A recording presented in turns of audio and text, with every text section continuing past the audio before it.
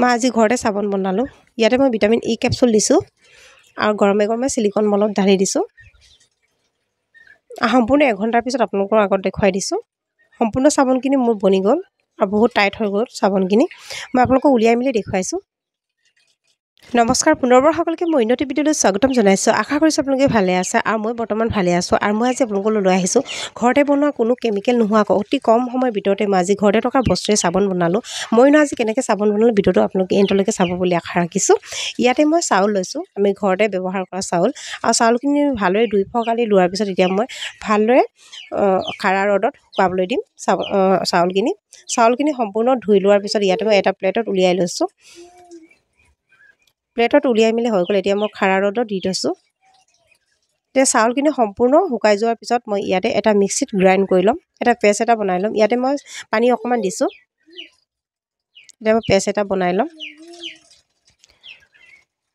ধুনীয়া পেষ্ট এটা বনি গ'ল। এতিয়া মই ইয়াতে চেকনিডালৰ সহায়েৰে চেকি লৈছোঁ ৰসখিনি। ধুনীয়াকৈ ৰসখিনি ওলাই গ'ল, দেখিছে। আৰু এতিয়া মই ছেকেণ্ড ষ্টেপটো লৈছোঁ, আলু এটা লৈছোঁ। আলুখিনি ধুনীয়াকৈ কাটি মেলি এইটো এটা মিক্সিত গ্ৰাইণ্ড এটা পেষ্ট এটা বনাই ল'ম।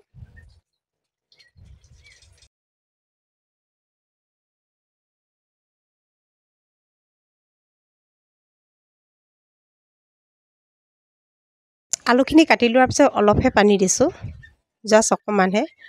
তাৰপিছত মই গ্ৰাইণ্ড কৰি ল'লোঁ, দেখিছে, ধুনীয়াকৈ পেষ্ট এটা কৰি ল'লোঁ। সেইখিনি একেটা ষ্টেপতে মই চেকনিডালৰ সহায়েৰে আকৌ ৰসখিনি উলিয়াই লৈছোঁ, আলুৰ ৰসখিনি।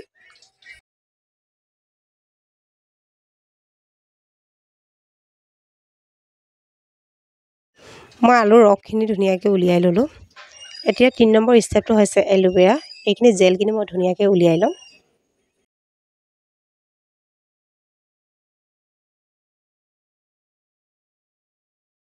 এল'ভেৰা জেলখিনি মই ধুনীয়াকৈ উলিয়াই ল'লোঁ। এতিয়া একেটা ষ্টেপতে মই মিক্সিত গ্ৰাইণ্ড কৰি ল'ম। মই ধুনীয়াকৈ ৰসখিনি উলিয়াই ল'লোঁ। এইটো হৈছে এল'ভেৰা জেলৰ ৰসটো। আৰু যিখিনি বস্তু সামগ্ৰী মোৰ প্ৰয়োজন হ'ব সেইখিনি সামগ্ৰী আপোনালোকক দেখুৱাই দিছোঁ। ইয়াতে লৈছোঁ মই ভিটামিন ই কেপচুল, দেখিছে।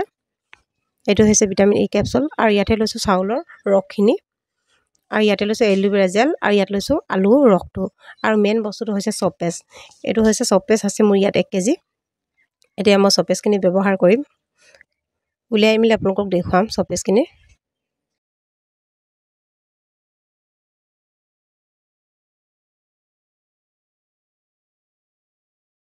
এতিয়া মই চপেষ্টখিনি উলিয়াই লৈছোঁ। চপেষ্টখিনি হৈছে ইয়াত আছে চপেষ্ট 1 কেজিমান, দেখিছে, আধা কেজি 1 কেজিমান মই অনলাইনত অৰ্ডাৰ কৰিছিলোঁ।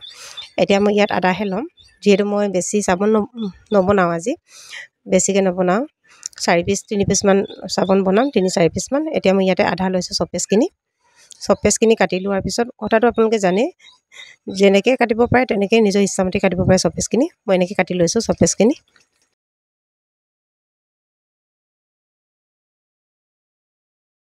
চপেষ্টখিনি কাটি মেলি হৈ গ'ল। এতিয়া মই এটা শুকান চচ এটা লৈছোঁ। আপোনালোকে এনেকৈ শুকান চচ এটা ল'ব, নহ'লে আপোনালোকৰ চচটো পানী থাকিলে আপোনালোকৰ চাবোন ঢিলা হ'ব। এতিয়া মই এটা ডাবল বইলিং মেথড মই চপেষ্টখিনি বইল কৰিম। আগতীয়াকৈ মই পানী কুহুমীয়া কৰি ৰাখিছিলোঁ, তাৰ ওপৰত মই চচপেনটো দি দিছোঁ। আপোনালোকে এনেকৈ ডাবল বইলিং মেথড চপেষ্টটো গলাই ল'ব। দেখিছে, গলিবলৈ ষ্টাৰ্ট হৈছে লাহে লাহে। এতিয়া মই চামুচডালৰ সহায়েৰে লাহেকৈ গলাই দিছোঁ। সম্পূৰ্ণ গলি গৈছে আৰু মোৰ চপেষ্টখিনি। এনেকৈ আপোনালোকে চপেষ্টখিনি গলাই ল'ব। বহুত ধুনীয়াকৈ গলি গ'ল মোৰ চপেষ্টখিনি।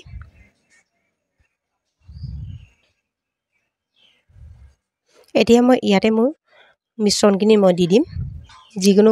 এতিয়া মই ইয়াতে দিছোঁ চাউলৰ ৰসখিনি। দিয়াৰ পিছত আকৌ মই ভালদৰে লৰাই দিছোঁ। সেইখিনি লৰাই দিয়াৰ পিছত ইয়াতে মই আকৌ আলুৰ ৰসখিনি দিছোঁ। ৰসখিনি দিয়াৰ পিছত আকৌ ভালদৰে লৰাই দিলোঁ।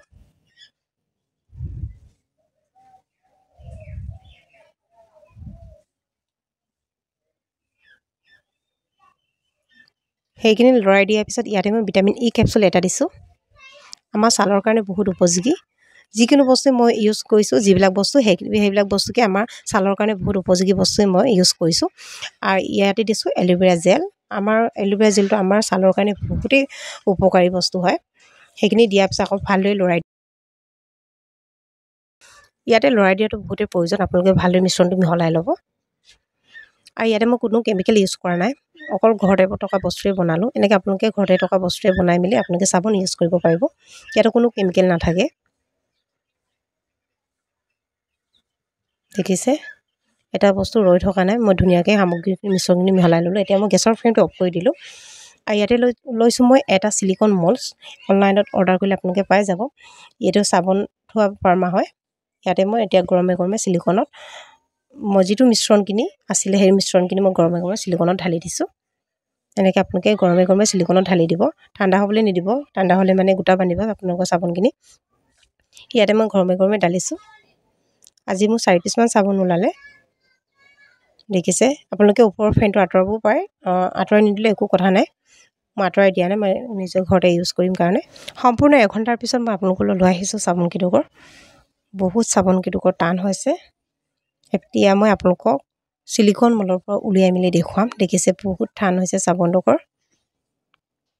এতিয়া চাবোনটুকুৰ মই চিলিকন মলৰ পৰা আপোনালোকক উলিয়াই মেলি দেখুৱাম। দেখিছে, চাবোনটুকুৰ আপোনালোকে ধৰিব পাৰিছে চাগে ভিডিঅ'টো চাই, বহুত টান হৈছে।